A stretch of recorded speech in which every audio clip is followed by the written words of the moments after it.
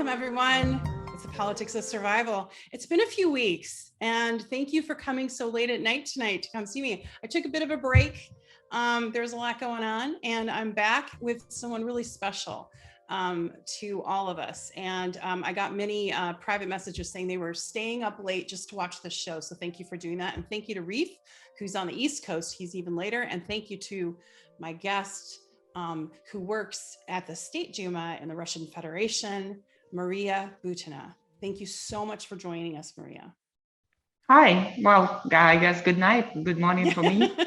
Доброе утро or добрый день? Доброе утро. That's right. Доброе утро, since it's still morning. Da. There you go.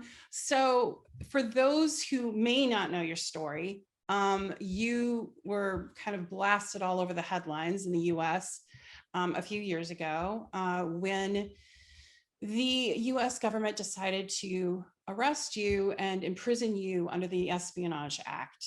And if you could kind of just explain to any viewers who may not know who you are and how that happened. Well, it wasn't even Espionage Act. It was Article 951 US Code, which basically means acting as a foreign agent. But later on, they decided not to charge me with acting as a foreign agent, but I was charged as an attempt conspiracy to act as a foreign agent in favor of the Russian government. Well, in fact, I'm the only one conspirator in this mystical conspiracy.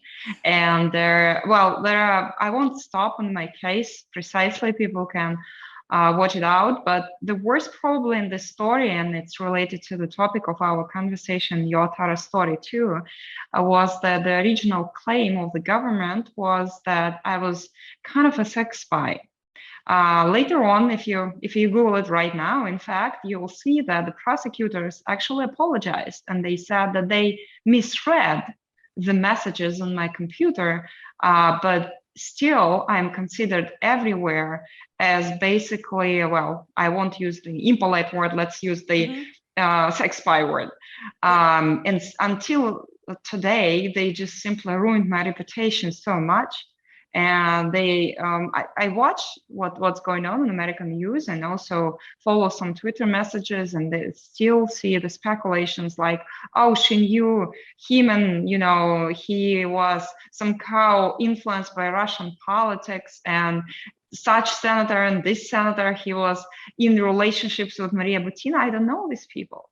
Like, they just put this claim out, and so I served my term, but they still use my name just to compromise some person. These poor guys, I've never seen them.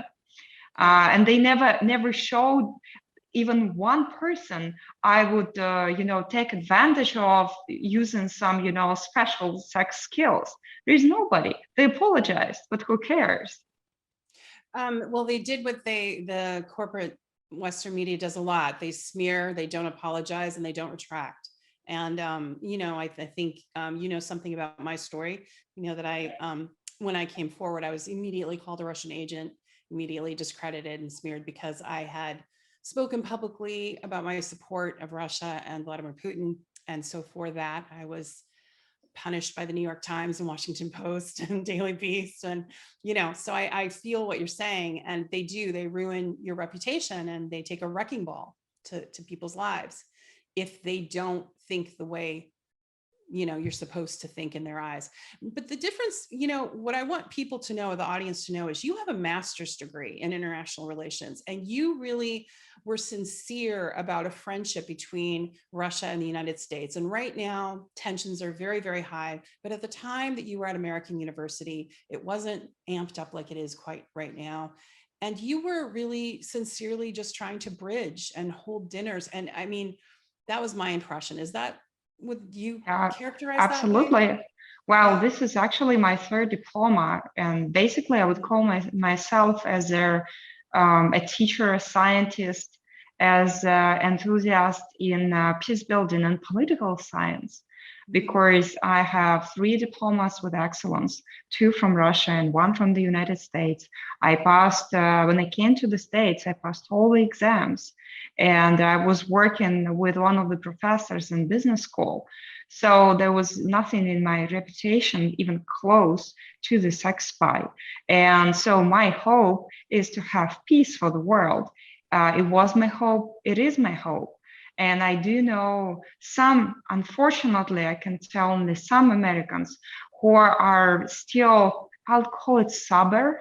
I mean, not drunk by the Western propaganda. Because you know what?